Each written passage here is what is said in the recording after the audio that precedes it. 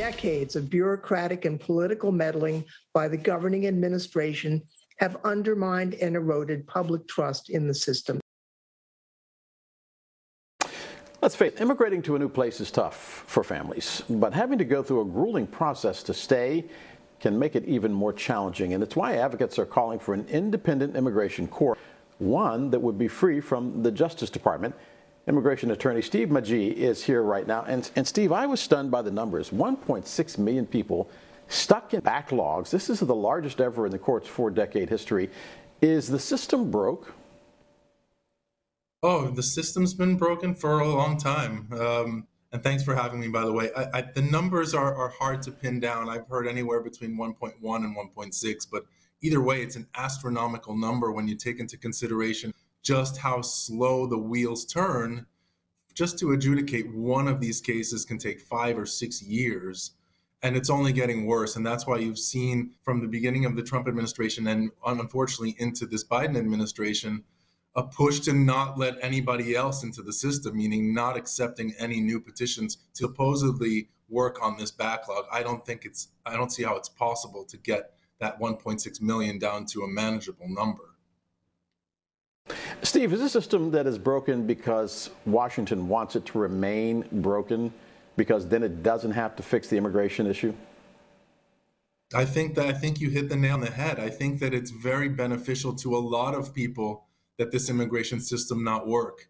If you speak to a lot of business owners, especially restaurant and service industry business owners, they will tell you off the record that they make their margins because they can employ so many people illegally. And what you see in the system in terms of immigration courts is that people will present false claims and then they'll get work authorization while their cases are pending. And that means that they are allowed to work even though they don't have real cases. And I think that it's an excuse to put this on the back burner and to keep pushing the pile, but the numbers keep growing. Like you said, it used to be 800,000. Now it's doubled. That's something that's only going to get worse. So I don't know how at this point it's in the government's best interest because it's becoming such a problem now. Something has to be done to fix it. Why is this system broken? And let's just lance the boil. If these were immigrants that were coming in from Italy, coming in from Ireland, coming in from Norway, coming in from Scandinavian countries, would we be looking at a 1.6 million person backlog, or does it have more to do with where they're from and how they look? You know, I've seen in practice now that I do not think that that's the case anymore, because what we saw starting with the Trump administration was a quadrupling of denial rates for visas for entrepreneurs and business owners coming from G7, G20 countries, Europe, the countries that you mentioned, that were well-intending, had capital, and were going to create American jobs, and even their visas were denied in these last couple of years. So I don't think that it's become just a profiling issue, like, for example, anti-Mexican or anti-Latino like it was in the past. It's become a global anti-immigrant policy in general, which obviously is contradictory based on what this country was built upon. And also, it's hurtful to the country's economy because a lot of the people who come help the economy grow and help actually create jobs, not just taking jobs from Americans like we've heard the previous administration say. So, Steve, I'm curious. You take immigration away from justice, and then you create yet an institution in Washington. Are you convinced that that's the solution to the problem, or simply another problem about to be created? I've never been convinced that it's a solution.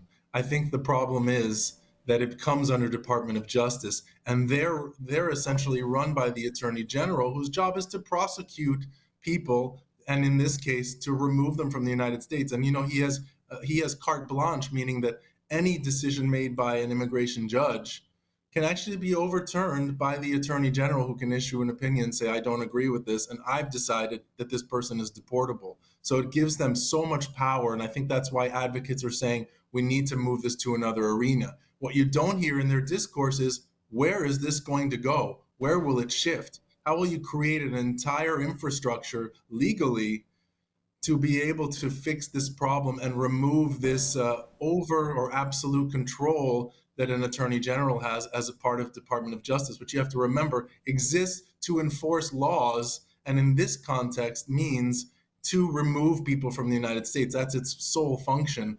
And when you're in a system where the government's function or its objective is to remove you, how can you apply the law correctly and fairly in each case? How do these immigrants have a really fair chance when they step into a courthouse, when that courthouse comes under the guise of Department of Justice, whose objective is to remove them, right? So I understand the goal behind this is to make it an objective and transparent process where everyone has a real fair day in court. We talk about equal protection under the laws, and that's been a big fight for many groups, targeted groups in this country. And the last one standing is immigrants. And if the immigration court system is under Department of Justice, they will not have equal protection under the law. And that's why you see advocates talking about this. The problem is, what is the solution? And that's what I don't know how to answer.